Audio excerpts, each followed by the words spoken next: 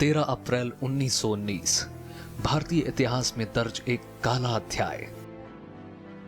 इस दिन सैकड़ों बेकसूर मासूम लोगों को एक वहसी जनरल डायर की बर्बरता के चलते अपनी जान से हाथ धोना पड़ा।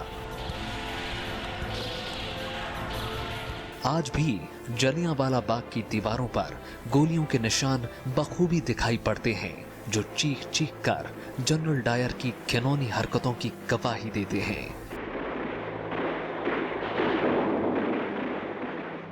वो कुआं आज भी उस बाग में वैसा ही है जैसा उस वक्त था। इस कुएं में सैकड़ों लोगों ने अपनी जान बचाने के लिए इस उम्मीद में छलांग लगा दी थी कि उनकी जान बच जाएगी, मगर अफसोस कि वो बच ना सके।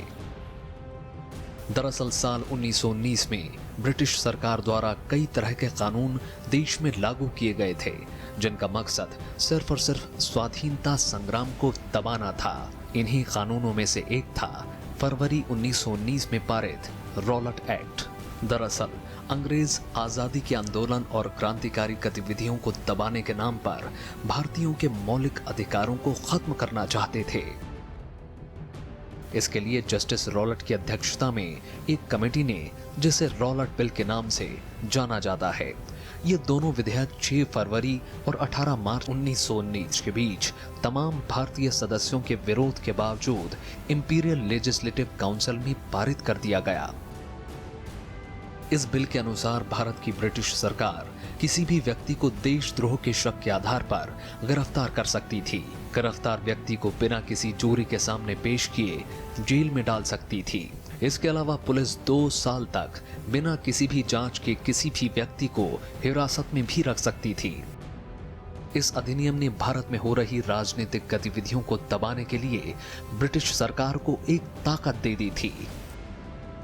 रॉलेट एक्ट, काला कानून, कोई सुनवाई नहीं, गिरफ्तारी, कोई सुनवाई नहीं, जेल, कोई सुनवाई नहीं, मुकदमा, कलम तोड़ दी गई स्वतंत्र अखबार की, जिसके विरुद्ध में, रॉलेट एक्ट के विरुद्ध में देश के अंदर उस समय गांधी जी ने एक कॉल दी, आह्वान दिया कि इसका हमें विरोध करना है।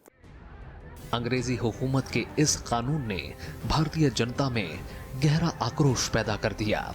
इस कठोर कानून के खिलाफ शांतिपूर्ण ढंग से देश भर में संवैधानिक प्रतिरोध शुरू हो गया, लेकिन जब अंग्रेजों पर इसका कोई असर नहीं हुआ, तब गांधी जी ने इसके विरोध में सत्याग्रह शुरू कर दिया। इस आंदोलन को व्यापक बनाने के लिए अखिल भारतीय स्तर पर हड़ताल की गई। अमृतसर शहर में भी 6 अप्रैल 1919 को एक हड़ताल की गई, जिसमें रॉलेट एक्ट का विरोध किया गया। धीरे धीरे इस अहिंसक आंदोलन ने हिंसक आंदोलन का रूप ले लिया। इस आंदोलन का प्रभाव हालांकि पूरे देश में था, लेकिन अमृतसर, लाहौर और गुजरांवाला सबसे अधिक प्रभावित थे। रॉलेट एक्ट के विरोध में हुए आंदोलन में बड़ी संख्या में लोगों की भागीदारी से डरकर ब्रिटिश सरकार ने अमृतसर के 2 लोकप्रिय नेता डॉक्टर सैफुद्दीन किचलू और डॉक्टर सत्यपाल को गिरफ्तार कर नजरबंद कर दिया। इन नेताओं की गिरफ्तारी के विरोध में 10 अप्रैल 1919 को अमृतसर के लोगों ने बड़े पैमाने पर धरना प्रदर्शन किए। इस दौरान हिंसा की घटनाएं भी हुई। हालात को देखते हुए ब्रिटिश सरकार ने पंजाब के कई शहरों में मार्शल लॉ लगा दिया और अमृतसर की कमान ब्रिगेडियर जनरल डायर को सौंप दी। 13 अप्रैल 1919 को बैसाखी का पर्व धूमधाम से पूरे पंजाब में मनाया जा रहा था। पूरा पंजाब झूम रहा था। इस दिन अमृतसर के स्वर्ण मंदिर के पास स्थित जलियांवाला बाग में एक सभा का आयोजन किया गया था।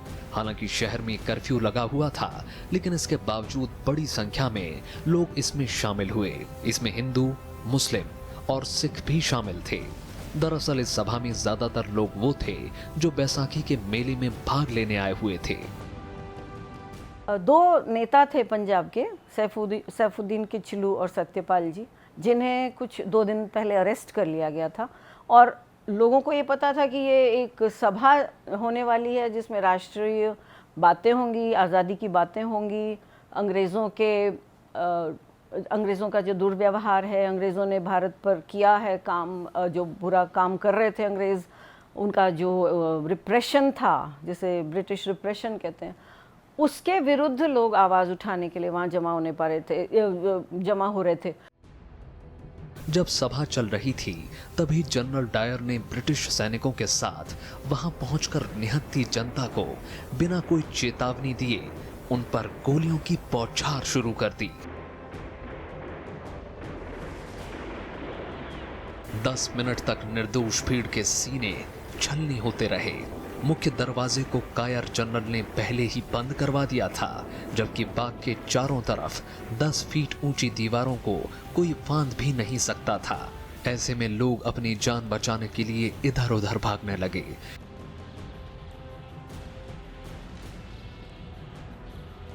इस बाग में बने एक कुएं में सैकड़ों लोग कूद गए।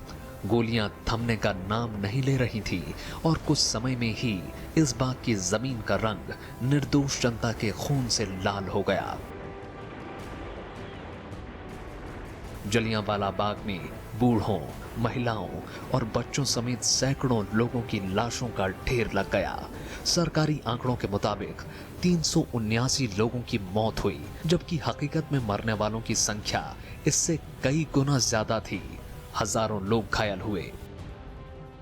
कि वैसाखी का एक त्योहार, जिस त्योहार के दिन अमृतसर में हरमिंदर साहब पे सरदार भाई अपने, हिंदू भाई अपने जो एक त्योहार मनाने आते हैं, उस दिन खुशियों के मनाने आते हैं, वो खुशियां मनाने आए हुए। और तब जनरल डायर साहब जो हैं अपनी सेना लेकर के वहाँ आते हैं और उनके ऊपर बैठ करके गोलियां चलवाते हैं। और वो तो बयान में ये तक कहते हैं कि मुझ पे और गोलियां होती तो मैं और गोलियां चलवाता।